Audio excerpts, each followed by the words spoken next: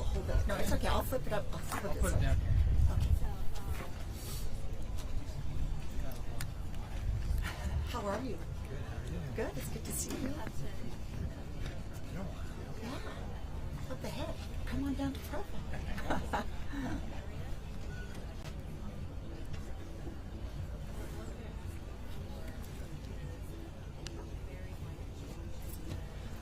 All right. We'd like to welcome everybody to beautiful Provo this morning. We are so appreciative to our state visitors today for helping Provo reach its goal of 100,000 sandbags by May 1st. Thank you to our employees and volunteers who have also responded to the call for help. It's been really exciting to see the different city departments here, from the librarians to the development services to the airport. It's just been a really fun project, but we need more help, so thank you for being here. Our volunteer numbers are impressive and prove how quickly a community can come together to make a difference. 45,000 sandbags have already been filled, and I think that number might even be a little low as of this morning. 1,000 sandbags have been deployed for use, and 411 volunteers have contributed 1,255 volunteer hours as of yesterday. And the community is helping too. Geneva Rock has donated $12,000 worth of sand, which is 2,500 tons. Our flood prevention efforts, that seems to be the hot topic.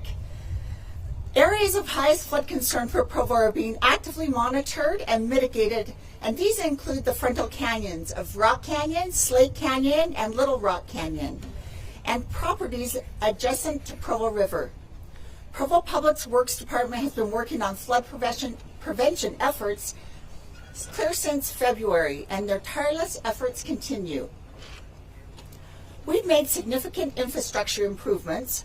Public work crews are actively mitigating high-risk areas, protection efforts continue with sandbagging, and residents are encouraged to follow updated information on our website and social media channels. Provo is preparing for the worst but hoping for the best. While we can't control Mother Nature, we can and must be as prepared as possible. Thank you again to all who have and will continue to join Provo as we prepare to protect our community. At this point, I'd like to introduce my dear friend, Lieutenant Governor Deidre Henderson.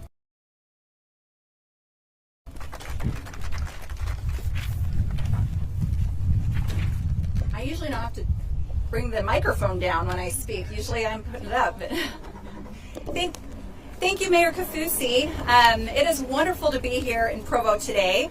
I want to thank some of our state partners who are here with us as well, including we've got the Department of Emergency Management, we've got the Executive Director of the Department of Environmental Quality, Kim Shelley, and of course we also have Tyler Clancy, Representative Tyler Clancy, who is here along with Provo City officials, and we're grateful for them and for state employees also who have chosen to take some of their time and come and help out today.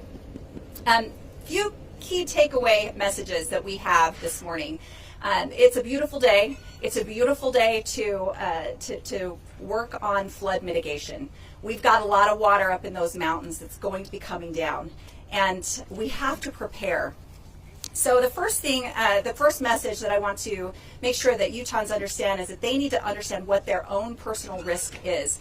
There are flood maps available where you can check and see if your homes are part of those flood risk areas. It's also important to point out that a lot of people who are not considered to be in a flood risk area still can get flooded. So understand your risk.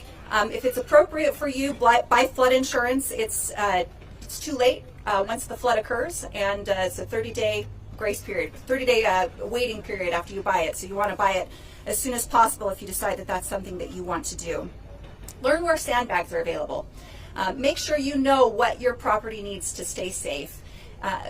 Follow the advice of your city leaders. Every community has different needs, different risks. Understand the risks in your area and follow the advice of your city leaders who are on top of this. They want more than anything to make sure that your homes and your cities are protected.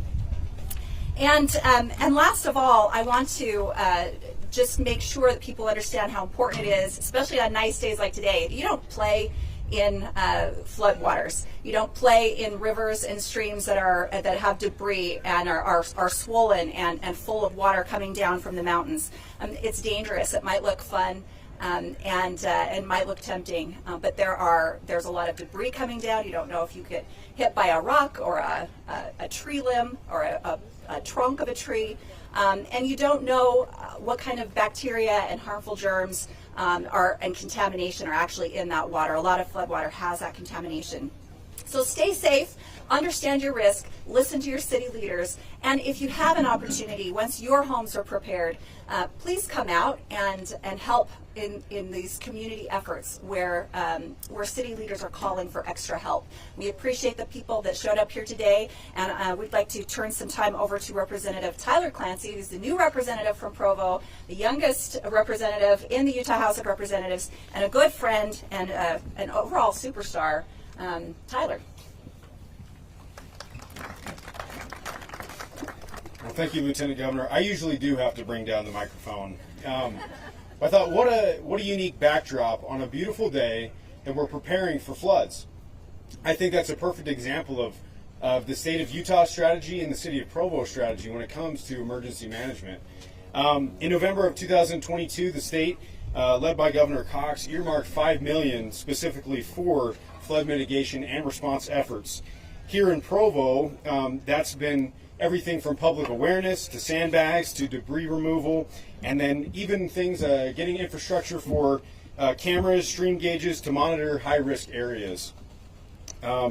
We've also been able to partner with the City of Provo, led by Mayor Kaufusi, Council Chair Catrice McKay, and Vice Chair Rachel Whipple, who are here behind us today, to procure 28 sandbagging machines. But what we can't quantify is the citizens of Provo who have been out here every single day for the past week and a half. As I've driven by, the street has been lined as far as I can see with cars and volunteers, and ultimately, that's what's going to put our city in a position to succeed.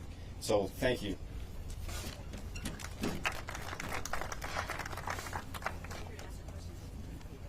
We have some folks here if you would like to ask some questions. This is a question for Governor Henderson. At this point, I know you're getting daily briefings. Are there trouble areas in the state that you're paying close attention to? Where are the areas of most significant risk right now? Yes, there are definitely some areas. We've got some areas that have already issued some emergency declarations. Mill Creek, Salt Lake City. We've had some landslides in Davis County. Some sinkholes. We're monitoring some active land movement throughout the state, and of course, working hard to provide emergency permits to municipalities who are working to get rid of sandbars and other debris that are clogging up the rivers to make sure that we don't have water overrunning the riverbanks. Is it likely you have $5 million appropriated by the legislature for flood preps, but is it likely to exceed? Oh, absolutely going to be more than $5 million. We've already exceeded that. Thankfully, the legislature has been very thoughtful in how they do their budgeting. We have money set aside in a rainy day fund, which these days probably will come in very, very handy. And is the state looking to issue any emergency declarations at this point? That's something that we're looking at and working on, but we don't have anything to announce at this time.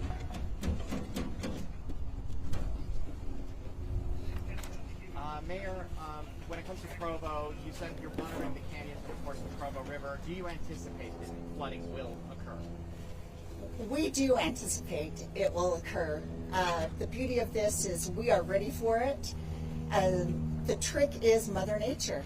If she decides to heat up to 80 for 5 continuous days, then it's going to come a lot faster, but we are prepared from A to Z.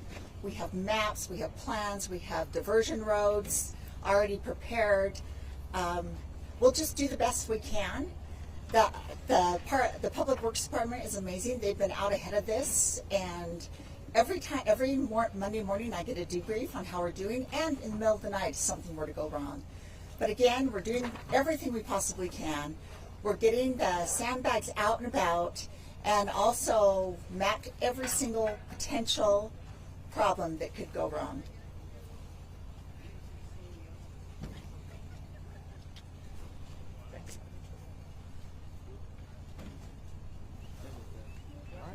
Ben's the chatty one this morning.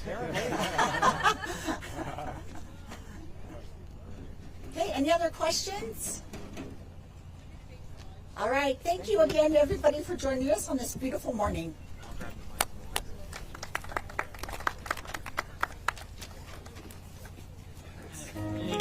One-on-ones, we can set those